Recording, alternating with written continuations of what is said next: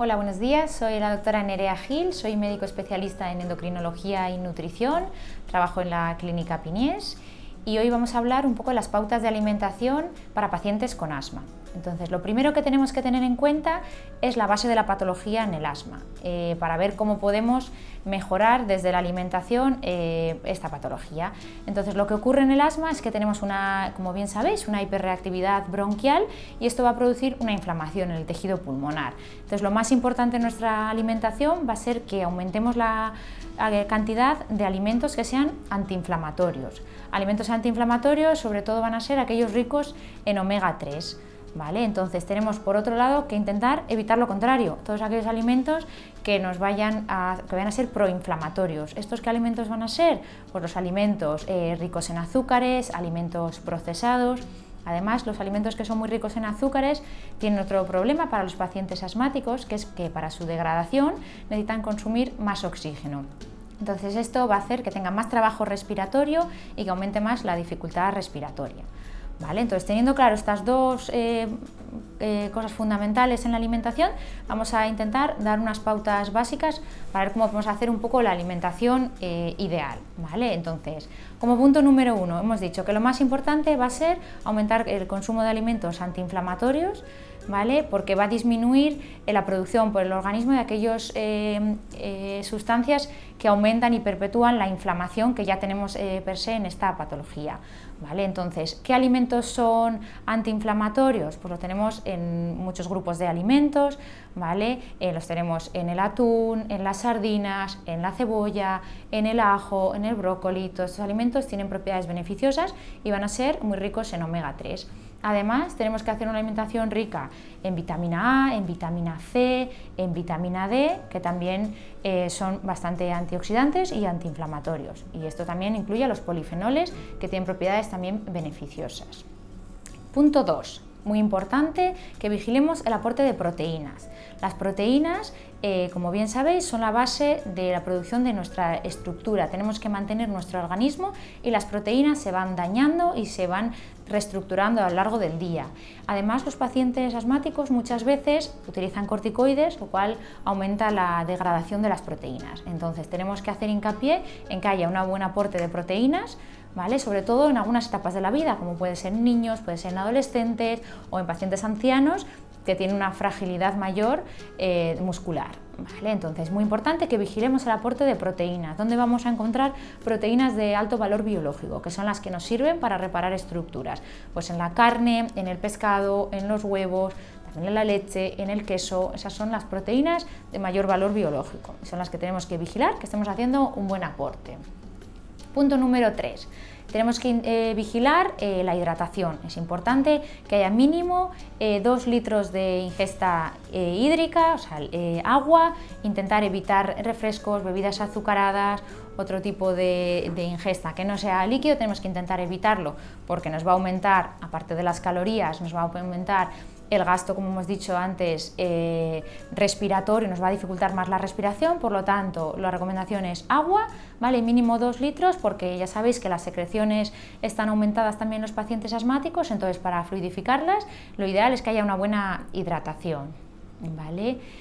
Punto número 4. Tenemos que intentar mantener un peso adecuado, muy importante, ¿vale? Esto básicamente en todas las patologías, el sobrepeso no nos beneficia para casi nada, ¿vale? Pero además, si tenemos un volumen abdominal elevado, esto va a hacer que aumente la presión abdominal, nos dificulta más la respiración, hay más trabajo respiratorio, los músculos se van a fatigar más y esto nos va a empeorar claramente la patología. Punto número 5, la proporción entre los omega 3 y los omega 6. Los omega 6 son claramente proinflamatorios, entonces es importante que haya una buena proporción entre el aporte de omega 3 y el aporte de omega 6. Tiene que ser mayor el aporte de omega 3. La omega 6 está sobre todo en el aceite de girasol y en el aceite de soja, ¿vale? Entonces vigilar, no abusar de ese tipo de aceites. Punto número 6. la vitamina D. Tenemos que hacer un buen aporte de vitamina D, que muchas veces hay que suplementarlo, porque la vitamina D, como bien sabéis, es la vitamina que depende del sol, que muchas veces no tenemos una exposición suficiente, bien porque no tengamos muchas horas de sol, bien porque las horas de sol realmente estamos en sitios cerrados y no nos tenemos la piel expuesta al sol, ¿vale? Y además, como antes hemos dicho, como muchas veces estamos en tratamientos con corticoides, y esto puede hacer que tengamos más riesgo de osteoporosis, tenemos que vigilar todavía más el hueso y es muy importante que haya unos buenos niveles de vitamina D para que el calcio se fije bien al hueso y así evitemos problemas de osteoporosis. ¿Vale? Punto número 7. Tenemos que evitar aquellos alimentos que puedan producir alergias, porque a veces algunas alergias pueden desencadenar crisis asmáticas. Punto número 8, evitar el consumo de sulfitos, que lo podemos encontrar en el vino, en frutas secas, en algunos encurtidos. En algunos pacientes el consumo de sulfitos sí que puede desencadenar crisis asmáticas. Por eso sí que se recomienda evitar, por lo menos, no abusar de los sulfitos, ¿vale? Punto número 9, ejercicio físico. Como para casi todas las patologías, recomendable hacer ejercicio de manera regular, sobre todo aquellos ejercicios que nos vayan a favorecer un aumento de la capacidad respiratoria. Puede ser un ejercicio moderado en función de las características de cada persona.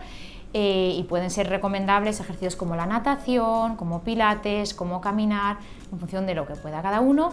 Y por supuesto ese ejercicio, además de aumentar la capacidad respiratoria, nos va a ayudar a perder peso o a mantener el peso que tenemos, pero en cualquier caso a evitar problemas de sobrepeso o problemas de obesidad.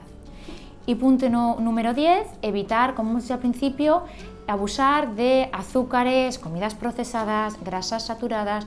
Todos estos alimentos van a ser muy proinflamatorios y sobre todo tenemos que evitarlos en crisis asmáticas, en crisis agudas. Me refiero que es cuando vamos a tener más inflamación y ahí probablemente estemos también con más dosis de corticoides y ya tenemos, ahí se suele aumentar todavía la dosis. Los corticoides tienden a subir además la glucosa, incluso en algunos pacientes puede producir una diabetes.